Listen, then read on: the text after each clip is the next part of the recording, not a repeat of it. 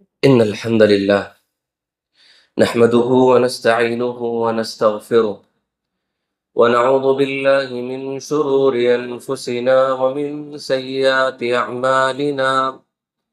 من يهده الله فلا مضل له ومن يضلله فلا هادي له، وأشهد أن لا إله إلا الله وحده لا شريك له، وأشهد أن محمدًا عبده ورسوله. أما بعد فإن خير الحديث كتاب الله، وخير الحديث هدي محمد صلى الله عليه وسلم، وشر الأمور محدثاتها، وكل محدثة بدعة، وكل بدعة ضلالة، وكل ضلالة في النار. أعوذ بالله السميع العليم من الشيطان الرجيم. بسم الله الرحمن الرحيم. يا أيها الذين آمنوا اتقوا الله حق تقاته ولا تموتن إلا وأنتم مسلمون. يا أيها الناس اتقوا ربكم الذي خلقكم من نفس واحدة وخلق منها زوجها وبث منهما رجالا كثيرا ونساء، واتقوا الله الذي تساءلون به والأرحام إن الله كان عليكم رقيبا. يا أيها الذين آمنوا اتقوا الله وقولوا قولا سديدا يصلح لكم أعمالكم ويغفر لكم ذنوبكم، ومن يطع الله ورسوله فقد فاز فوزا عظيما. وقال تبارك وتعالى في القرآن المجيد والفرقان الحميد: ظهر الفساد في البر والبحر بما كسبت أيدي الناس. تمام قسم کی تعریف، حمد و ثنا، کبریائی و بڑائی سب اللہ رب العالمین کے لیے لائق و دیبا ہے، جس اللہ تبارک و تعالیٰ کی ذات نے اس کائنات کو وسیع و عریض بنایا اور اس میں بے شمار و انگنت مخلوقات پیدا فرمائے، اور ان میں ہم جیسے انسانوں کو اشرف المخلوقات و مسجود الملائکہ بنایا۔ درود و سلامتی ہو تمام انبیاء اور رسل پر، خصوصاً میرے اور آپ کے نبی تاجدار مدینہ، شافی محشر، ساقی کوثر، امام الانبیاء، خلیفۃ المسلمین، رحمت للعالمین، جناب محمد الرسول اللہ صلی اللہ علیہ وسلم پر۔ حاضرین جمعہ، اللہ تبارک و تعالی اس روئے زمین پر اگر کوئی خوبصورت مخلوق بنائی ہے تو انسان کو بنایا ہے، اور اللہ تبارک و تعالی نے اس مخلوق کو اشرف المخلوقات میں شمار کیا ہے۔ اللہ تبارک و تعالی کے نزدیک فرشتے اور جنوں سے اور تمام تر مخلوقات سے سب سے بڑا مقام انسانوں کو اللہ تبارک و تعالی عطا کیا ہے، اور اس انسان کے اندر اللہ تبارک و تعالی نیکی اور گناہ، اچھے کام اور برے کام دونوں کی صفت ڈال دی ہے۔ اب یہ دیکھنا ہے، اور یہ انسان کے لیے آزمائش ہے کہ انسان نیکی کر کے جنت پاتا ہے یا گناہ کر کے رب العالمین کی سزا پاتا ہے۔ حاضرین جمعہ، ابھی میں نے آپ کے سامنے خطبہ مسنونہ کے بعد جو آیت کریمہ پڑھی ہے، اس سے واضح ہوتا ہے کہ اللہ تبارک و تعالی اس کائنات میں ہی، اس دنیا میں ہی انسان کے کچھ گناہوں کے اثرات نظر آتے ہیں۔ انسان جو کام کرتا ہے اس کا مزہ کچھ نہ کچھ دنیا میں چکھ لیتا ہے، گناہ کرتا ہے تو رب العالمین کی خاموش کچھ سزائیں اسے نظر آتی ہیں، محسوس کر لے اور رب العالمین سے رجوع کر لے تو بہت اچھا انسان ہے، رب العالمین کا محبوب بندہ ہے۔ آج کے خطبہ جمعہ میں میں آپ کے سامنے یہی بات واضح کرنے کی کوشش کروں گا کہ انسان جو گناہ کرتا ہے اس کے اثرات انسانی زندگی پر کیسے نظر آتے ہیں، انسان جو گناہ کرتا ہے اس کی سزائیں اللہ تبارک و تعالیٰ دنیا میں کیسی دیتا ہے اور کس کس انداز میں دیتا ہے۔ اور اللہ تبارک و تعالیٰ کبھی اجتماعی سزا دیتا ہے، کبھی انفرادی سزا بھی دیتا ہے، لیکن اللہ تبارک و تعالیٰ فرماتے ہیں ظہر الفساد فی البر والبحر بما کسبت ایدی الناس۔ اس دنیا میں جو کچھ اللہ کے عذابات ہم دیکھتے ہیں، جو کچھ بھی ہم مصیبت دیکھتے ہیں، جو کچھ بھی پریشانیاں دیکھتے ہیں، یہ سب انسانوں کی کرتوتوں کا نتیجہ ہوتا ہے۔ یہ زمین پر، خشکی پر، تری پر، سمندروں میں، ندیوں میں اور خشکی زمین میں جو کچھ انسان کر رہا ہے اور جو کچھ یہ برے اثرات انسان اس دنیا میں دیکھ رہا ہے، وہ سارے کے سارے انسانوں کے گناہوں کے اثرات ہیں۔ یہ اللہ تبارک و تعالیٰ نے فیصلہ سنا دیا ہے، جب تک تمہارے زندگی میں گناہ رہیں گے وقتاً فوقتاً اللہ تبارک و تعالیٰ تمہاری اس دنیا میں آزمائش کے طور پر، سزا کے طور پر، عذاب کے طور پر اللہ تبارک و تعالیٰ مصیبتیں نازل کرتا رہے گا۔ حاضرین جمعہ، گناہ کسے کہتے ہیں؟ دیکھیے، ہمارے معاشرے میں اور ہر مذہب مانتا ہے کہ چوری، زنا، قتل و غارت، ڈکیتی، یہ سب بڑے گناہ ہیں۔ پورے مذاہب مانتے ہیں یہ سب گناہ ہے، جرم ہے، یہ سب غلط کام ہے۔ لیکن شریعت اسلامیہ نے ہمیں تعلیم کیا دی ہے؟ گناہ کا ڈیفینیشن کیا بتایا ہے؟ گناہ کا کیا مطلب بتایا ہے؟ پیارے نبی صلی اللہ علیہ وسلم سے پوچھا گیا، اللہ کے نبی گناہ کس کو کہتے ہیں؟ نبی علیہ السلام نے فارمولا بتا دیا۔ نبی علیہ السلام نے گناہ کسے کہتے ہیں بڑے پیارے انداز میں سمجھاتے ہوئے فرمایا، الاثم ما حاک فی صدرک وکرہت ان یطلع علیہ الناس۔ گناہ وہ ہے جو انسان کے دل میں کھٹک محسوس کرے کہ وہ بات یا وہ کام جو دوسروں کو معلوم نہ ہو۔ انسان یہ چاہتا ہے کہ میں جو کر رہا ہوں، جو میں بول رہا ہوں، وہ دوسرے کو نہ معلوم ہو۔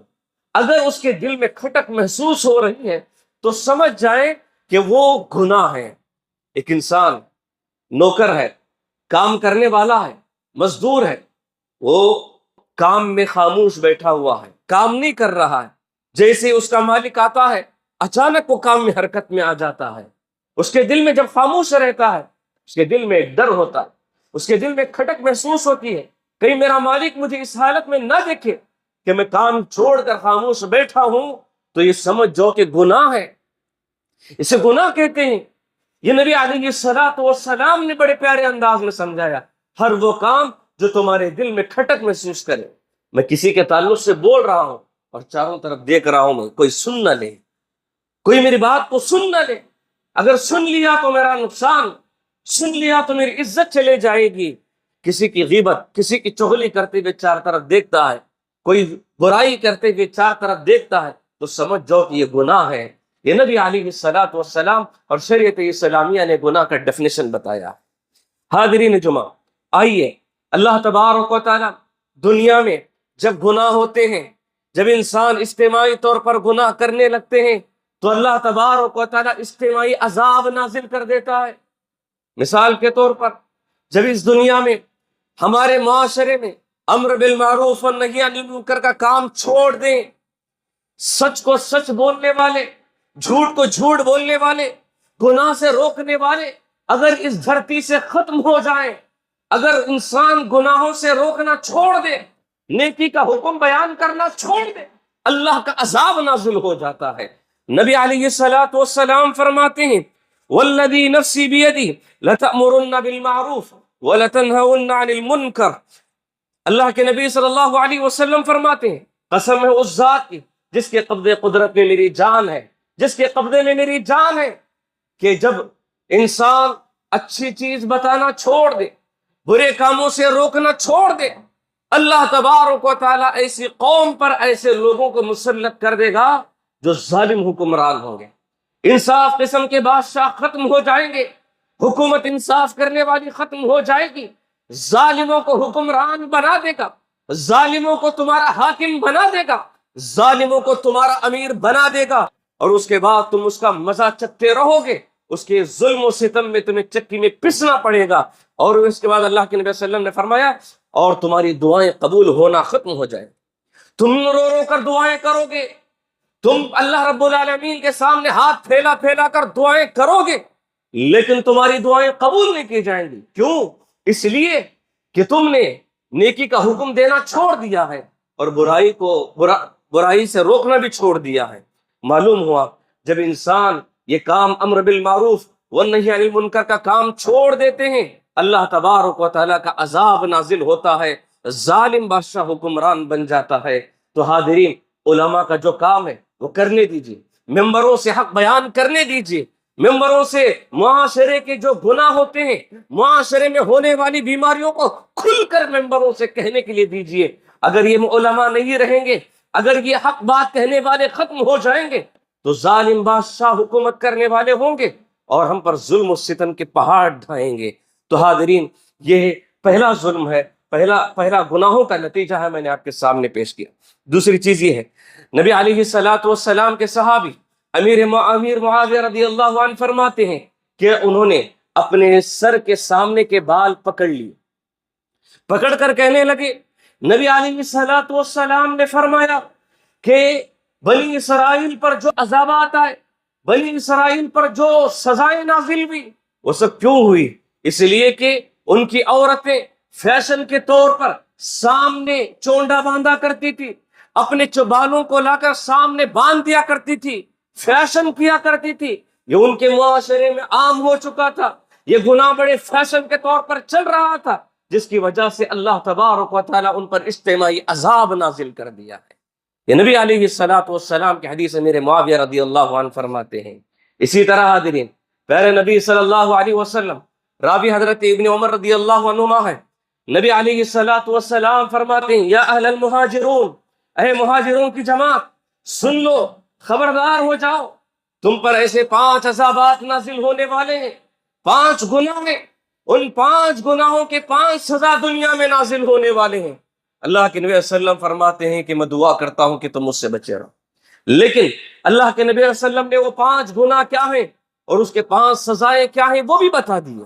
کیا ہے؟ پیارے نبی صلی اللہ علیہ وسلم نے فرمایا، سب سے پہلی چیز، سب سے پہلا گناہ وہ ہے جب ان معاشرے میں، جب ہمارے کلچر میں زنا عام ہو جائے، جب عریانیت عام ہو جائے، ننگا فیشن ناچنے لگے، ہماری خواتین بے پردہ ہو کر باہر آنے لگے، شارٹ لباس پہننے لگے، نیم برہنہ لباس پہننے لگے، ایسا لباس، پتلا لباس پہنے جس سے ان کا سارا جسم نظر آتا ہو، ایسا ٹائٹ لباس پہننے لگے جس سے ان کے پورے اعضاء، ان کی باڈی نظر آتی ہو۔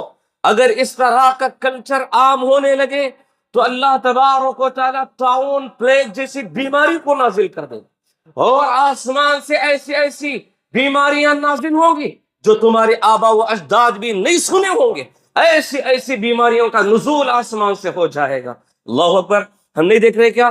ہمارے گھر گھر میں بیماریاں ہیں، ہمارے گھر گھر میں بیماریاں جنم لے رہی ہیں۔ جو پرانے زمانوں میں کوئی بیماری کا نام و نشان نہیں تھا، ویسی بیماریاں ہمارے گھر میں آ رہی ہیں۔ پہلے کھانا کھانے کے بعد پان سپاری کے ڈبے سامنے رکھتے تھے، آج کھانا ہوتی ہی سیدھا گولیوں کا ڈبہ سامنے لایا جاتا۔ کیا ہے؟ بیماریوں کا اڈا ہے، بیماریوں کا جسم بن چکا ہے، انسان بیماروں کا پتلا بن چکا ہے۔ یہ اللہ رب العالمین کی جانب سے جب معاشرے میں ایسے بیماریاں عام ہو جاتے ہیں، ایسے گناہ عام ہو جاتے ہیں، اللہ تبارک و تعالیٰ ایسے ایسی بیماریاں نازل کر دیتا ہے جو انسان اس سے پہلے کبھی سنا بھی نہیں تھا۔ کرونا، کووڈ، یہ جیسے بیماریاں، دوسری جو بیماریاں انسان اپنی زندگی میں دیکھ رہا ہے، اللہ کے عذابات کو دیکھ رہا ہے، پھر بھی اسے توبہ کرنے کی توفیق نہیں ہوئی۔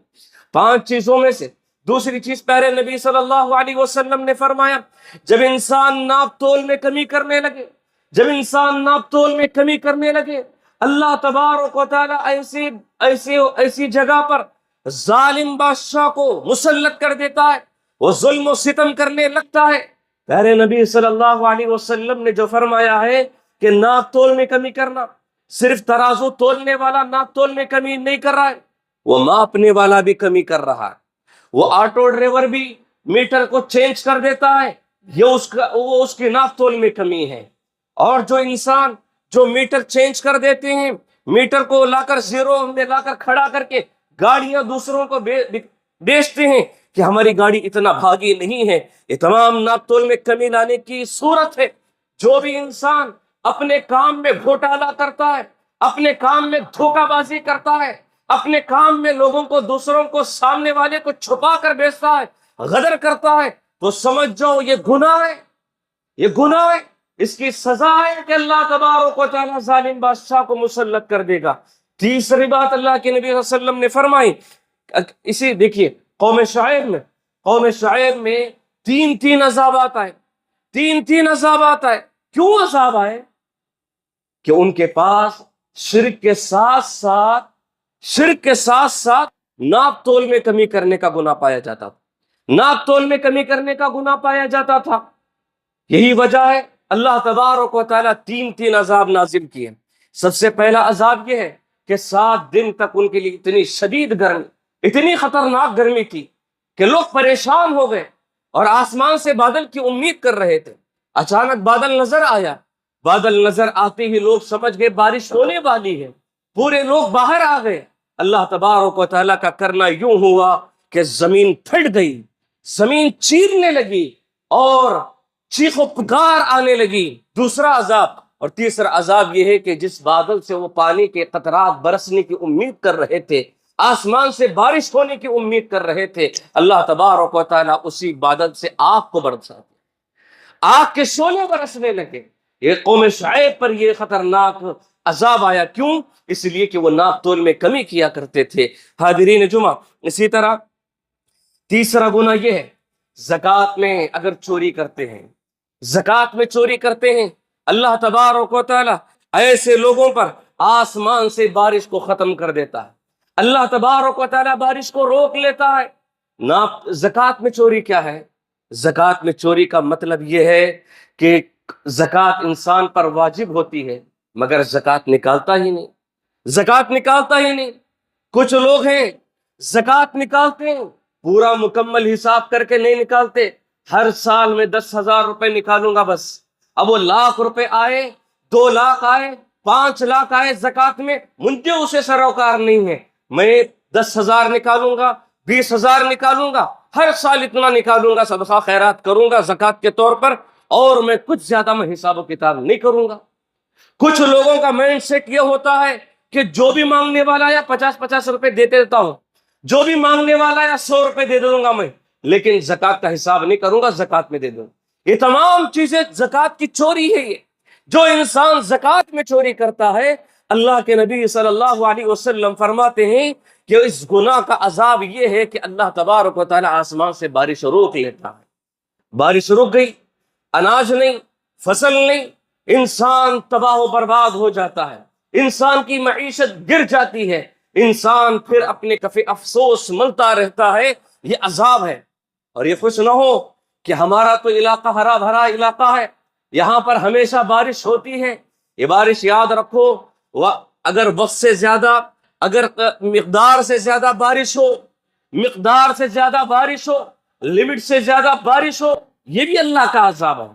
اگر بارش لمٹ سے کم ہو، یہ بھی عذاب ہے۔ اگر لمٹ سے بڑھ جائے، یہ بھی اللہ کا عذاب ہے۔ وَأَنزَلْنَا مِنَ السَّمَاءِ مَاءً بِقَدَرٍ، یہ اللہ رب العالمین کی شان ہے کہ اللہ تبارک و تعالی لمٹ کے ساتھ برسات کو نازل کرتا ہے، جہاں جس انداز میں ہونا ہے، جہاں جس قدر ہونا ہے، اللہ تبارک و تعالی بارش کو نازل کرتا ہے۔ تو سمجھ جاؤ یہ اللہ کی رحمت ہے۔ اگر بارش کم ہوئی یا حد سے زیادہ ہوئی تو یہ اللہ کا عذاب ہے۔ لہذا ہمیں ہمیشہ اللہ رب العالمین کے بارش سے بھی محتاط رہنا ہے، یہ رحمت کبھی زحمت میں نہ بدل جائے۔ کتنی مرتبہ ایسا ہوا، بارش اتنی زوردار ہوئی کہ کئی جگہ سے دیواریں گر پڑی، کئی جگہ سے جھاڑ گر پڑے، اور کئی لوگوں کی اموات ہو گئی، زخمی ہو گئے، بہت سارے لوگ تباہ و برباد ہو گئے۔ یہ حادثات بارش کے ساتھ ہوتے ہیں، یہ اللہ کا عذاب ہوتا ہے۔ اس لیے بارش سے بھی، بارش کے بارے میں دعا کرتے رہنا، اے اللہ یہ بارش کو رحمت والے بنا دے۔ اور اسی طرح پیارے نبی صلی اللہ علیہ وسلم نے चौथा गुनाह ये बताया है कि अल्लाह रब्बुल आलमीन के अहदो पैमान को भुला देते हैं। अहदो पैमान को भुला दिए। कौन सा अहदो पैमान? अहदो पैमान को अगर भुला देते हैं तो अल्लाह तबारक व तआला दुश्मन को इस उम्मत पर मुसल्लत कर देता है। इस उम्मत के खिलाफ बहुत सारे लोग खड़े होंगे, हमारे खिलाफ दुश्मन ही दुश्मन नजर आएंगे चारों तरफ। हर तरफ मुसलमानों पर उंगली उठाने वाले, हर तरफ मुसलमानों के खिलाफ बोलने वाले। सोशल मीडिया खोलो, आज मुसलमानों के खिलाफ बोल रहे हैं। कहीं बाहर जाओ, मुसलमानों के खिलाफ बोल रहे हैं। हर तरफ हमारे दुश्मन नजर आते हैं। ये दुश्मनियां क्यों नजर आ रही हैं? इसलिए कि हमने अल्लाह रब्बुल आलमीन के अहद व पैमान को भुला दिया। हमने अल्लाह से वादा करके आया है, अलस्तु बिरब्बिकुम क़ालू बला शहीदना। अल्लाह ने हमसे पूछा, क्या तुम मुझे अकेला रब मानोगे? तो हम सब ने कहा था, आदम अलैहिस्सलाम से लेकर क़यामत तक पैदा होने वाला इंसान भी इस बात का अल्लाह रब्बुल आलमीन के सामने वादा करके आए हैं, ऐ अल्लाह हम तुझे तौहीद, हम तेरी ही तौहीद को मानेंगे। ऐ अल्लाह तेरे एक रब होने को मानेंगे। ऐ अल्लाह हम तौहीद पे जिंदा रहेंगे और तेरी हर बंदगी हर हमेशा करते रहेंगे। ये अल्लाह से वादा करके आए हैं। क्या हम ये वादे को निभा रहे? जब ये नहीं निभा रहे, हमारी नमाजों में कोताही है, अल्लाह रब्बुल आलमीन के जिक्र में कोताही है, तिलावत कुरान में कोताही है, तो समझ जाओ कि हमारे हर तरफ दुश्मन नजर आएंगे। पांचवी चीज अल्लाह के नबी वसल्लम ने फरमाया, जब किताबुल्लाह और सुन्नत रसूलुल्लाह सल्लल्लाहु अलैहि वसल्लम के जरिए से फैसले ना किए जाएं तो अल्लाह तबारक व तआला हम पर आपस में फूट डाल देता है, आपस में फूट डाल देता है। मालूम हुआ हमारे जिंदगी के कितने मसले ऐसे हैं, मियाँ बीवी के झगड़े, मीरास के मसले, हमारे जायदाद के मसले, ये सब मसले हमारे सामने आते हैं। हम सब मफाद परस्ती में फैसले करते हैं, कुरान और हदीस को रखकर फैसले नहीं करते।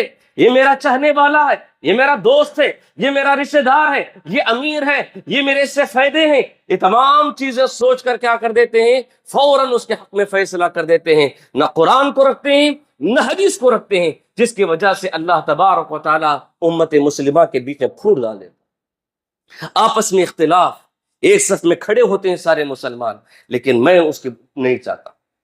आपस में भाई भाई बनकर बाजू खड़े होते हैं, लेकिन मेरा दिल उससे पाक नहीं है। मैं बाजू वाले से दुश्मनी कर रहा हूं, बाजू वाले से नफरत कर रहा हूं। क्यों?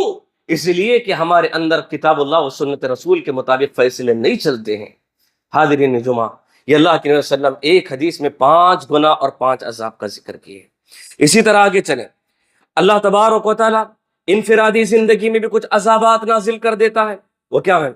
सबसे पहले ये है कि इंसान उसे नफरत करने लगते हैं, इंसान उसे पूरी दुनिया नफरत करने लगती है, पूरा मुआशरा नफरत करने लगता है, पूरी जमात नफरत करने लगती है।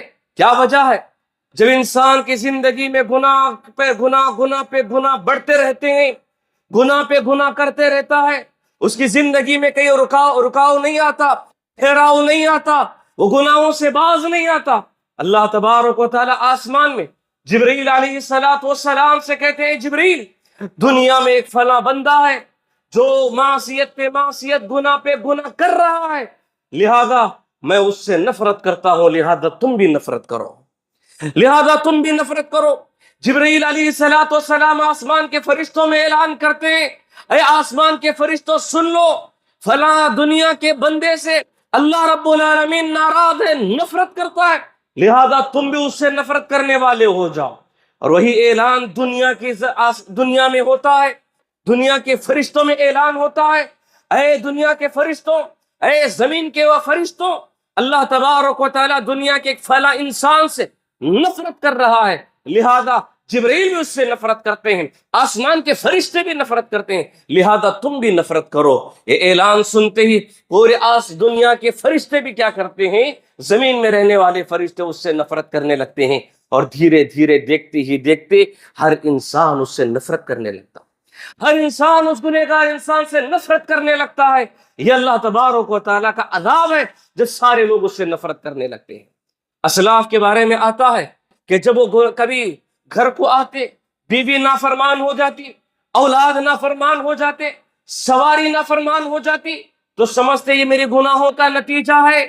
जब कभी उनसे गुनाह हो जाते, देखते कि बीवी नाफरमान है, जब औलाद नाफरमान हो जाती तो अपने गुनाहों का एहसास आता। अगर उनकी सवारी सरकशी करने लगती, उन्हें अपने गुनाहों का एहसास हो जाता, فوراً سمجھ جاتے کہ ہمارا کوئی گناہ ہے جس کی وجہ سے ہماری بیوی، ہماری اولاد، ہماری سواریاں ہم سے نفرت کر رہی ہیں۔ یہ نفرت یاد رکھو، ہماری اولاد نافرمان ہے، ہماری اولاد بگڑی ہوئی ہے، کہیں ہمارے گناہوں کا نتیجہ تو نہیں؟ ہماری بیوی ہم سے نفرت کرتی ہے، ہماری بیوی ہم سے لڑتی ہے، ہماری بیوی ہم سے جھگڑتی ہے، کہیں دیکھو کہیں ہمارے گناہوں کا نتیجہ تو نہیں؟ ہمارے گناہوں کی وجہ سے ہمارے مخلوقات میں ہماری نافرمانیاں نظر آتی۔ جب بندہ خالق کی نافرمانی کرتا ہے تو مخلوق اس کی نافرمانی کرنے لگتی ہے۔ تو یہ سب سے پہلا عذاب ہے کہ لوگوں میں اسے نفرت ہو جاتی ہے، لوگ اس سے نفرت کرنے لگتے ہیں اور اس کے گھر والے اس سے نافرمانی کرنے لگتے ہیں۔ اسی طرح اللہ کے نبی اللہ تبارک و تعالیٰ فرماتے ہیں کہ جب انسان گناہ پہ گناہ، معصیت کرتا ہے، رب کی نافرمانی کرتا ہے، تو اللہ تبارک و تعالیٰ اسے رزق سے محروم کر دیتا ہے۔ ہماری روزی روٹی کا تعلق ہمارے گناہوں سے بھی ہے۔ جس دن ہمارے گناہ بڑھتے گئے، اللہ ناراض ہو گیا، تو ہماری روزی بھی ختم۔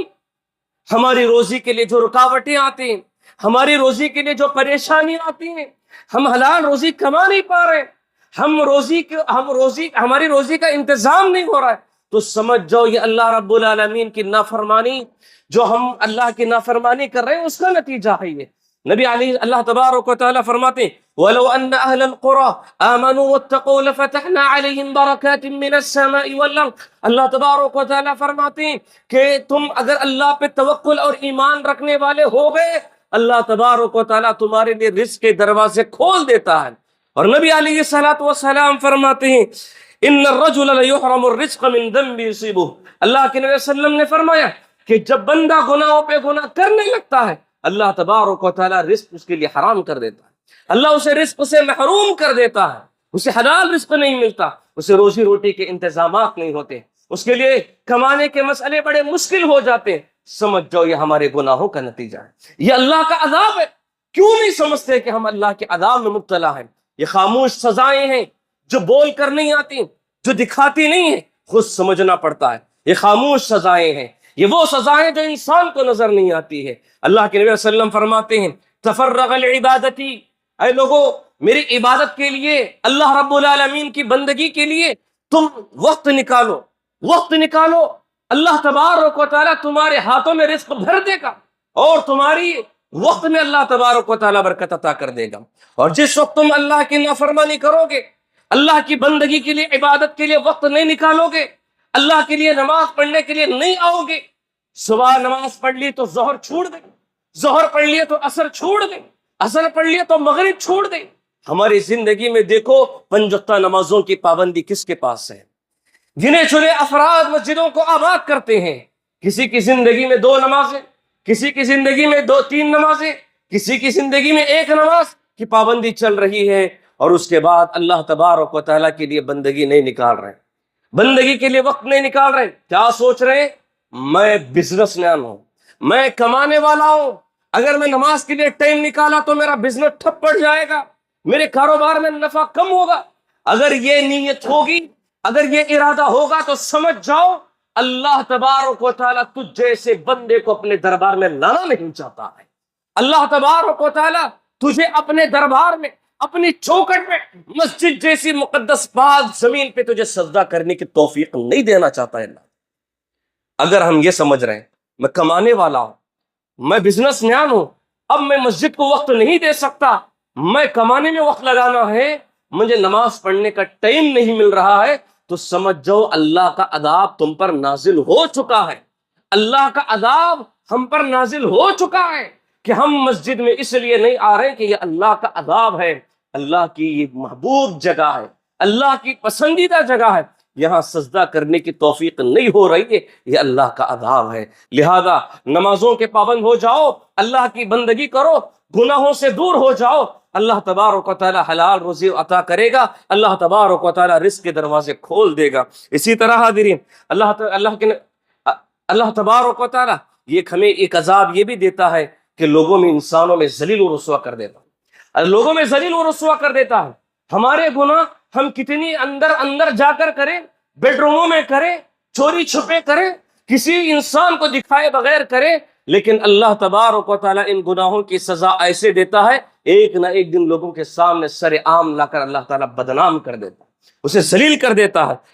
السلف کا یہ قول ہے، اب اللہ الا ان یضل من عصا، کہ جو انسان گناہ کرتا ہے ذلت و رسوائی اس کا پیچھا کرتے ہوئے آتی ہے۔ اسی طرح حاضرین، اللہ کے نبی صلی اللہ علیہ وسلم فرماتے ہیں جب معاشرے میں سود، زنا جیسی بیماریاں پھیل جائے، ہر طرف زنا، ہر طرف سود پھیل جائے، تو اللہ تبارک و تعالیٰ کے عذاب کو دعوت دینا واجب ہو جاتا ہے، اللہ کا عذاب آنا واجب ہو جاتا ہے۔ اب بتاؤ، یہ اللہ کے جو عذابات آ رہے ہیں، جو اللہ رب العالمین عذابات نازل کر رہا ہے دنیا میں، جو انسان مصیبتوں سے دوچار ہو رہا ہے، کیا اس گناہ کا سبب میں یہ نظر نہیں آ رہا کہ ہر طرف زنا کا کلچر، ہر طرف زنا عام ہے، سود خوری عام ہے، انسان ہر کام سود سے شروع کرنا چاہتا ہے، ہر انسان کی خوشیاں سود سے جڑ رہی ہیں۔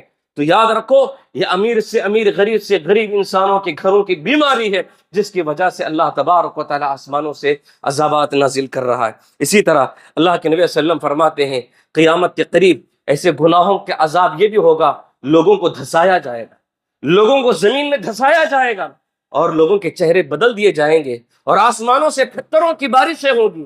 فرمایا گیا، نبی علیہ الصلوۃ والسلام سے پوچھا گیا، اللہ کے نبی ایسا عذاب کیوں آئے گا، کیا وجہ ہے؟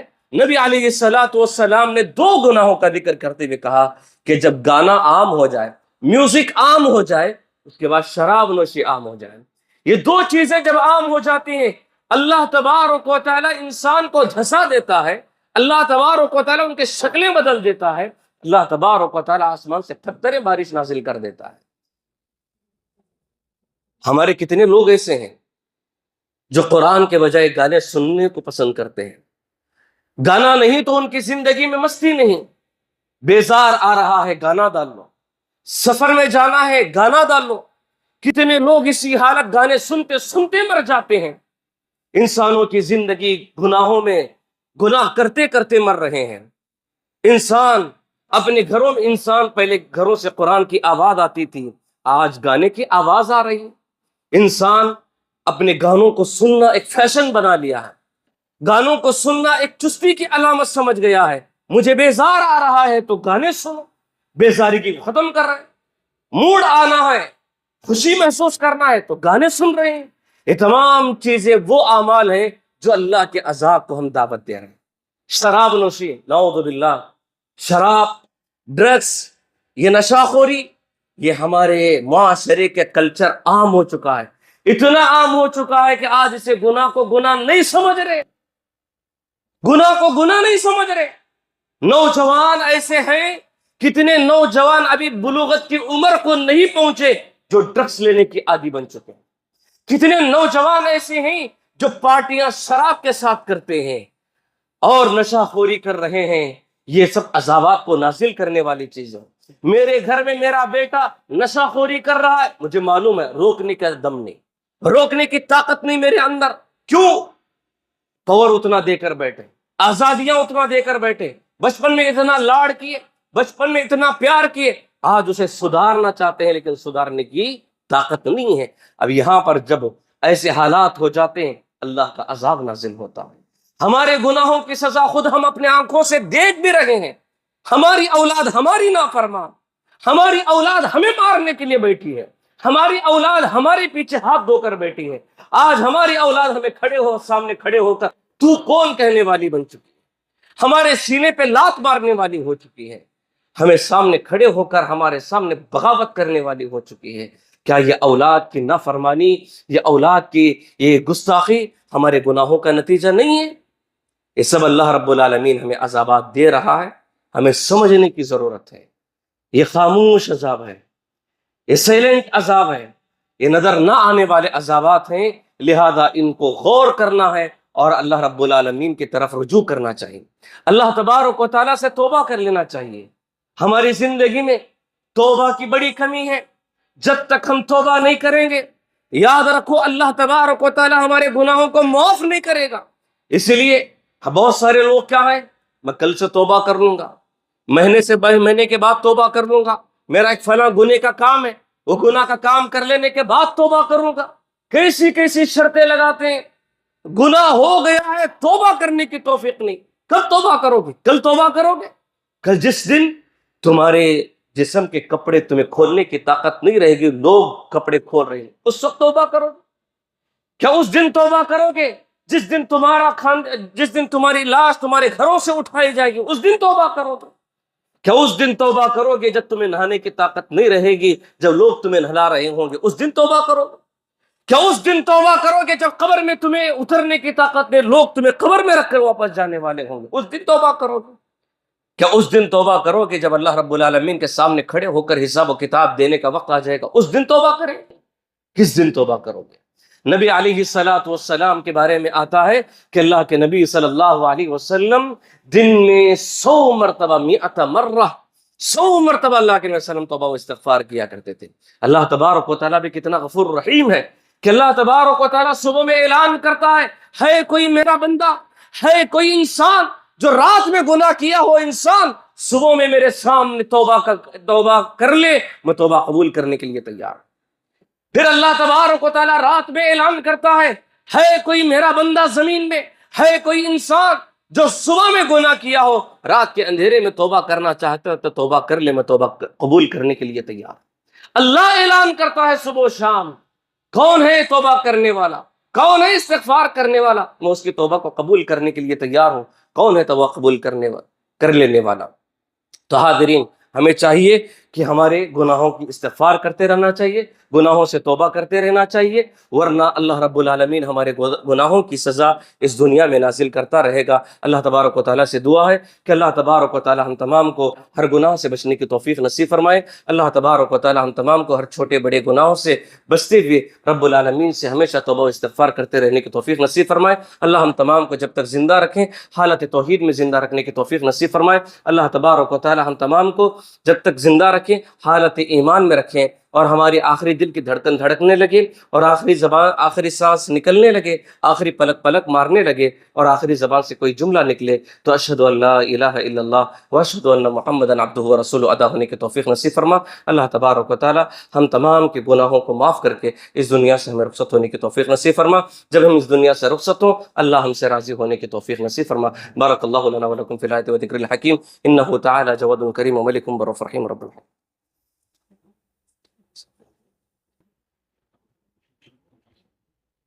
إن الحمد لله نحمده ونستعينه ونستغفره ونعوذ بالله من شرور أنفسنا ومن سيئات أعمالنا، من يهده الله فلا مضل له ومن يضلله فلا هادي له، وأشهد أن لا إله إلا الله وحده لا شريك له، وأشهد أن محمدا عبده ورسوله، أما بعد فأعوذ بالله من الشيطان الرجيم، بسم الله الرحمن الرحيم، إن الله وملائكته يصلون على النبي يا أيها الذين آمنوا صلوا عليه وسلموا تسليما، اللهم صل على محمد وعلى ال محمد كما صليت على ابراهيم وعلى ال ابراهيم انك حميد مجيد، اللهم بارك على محمد وعلى ال محمد كما باركت على ابراهيم وعلى ال ابراهيم انك حميد مجيد، اللهم انصر من نصر دين محمد صلى الله عليه وسلم واجعلنا من وامين عباد الله رحمني ورحمكم الله، ان الله يأمر بالعدل والاحسان وايتاء ذي القربى وينهى عن الفحشاء والمنكر والبغي يعظكم لعلكم تذكرون، اذكروا الله الذي يذكركم ويستجيب لكم ولذكر الله تعالى واولى واجل واتم واكبر۔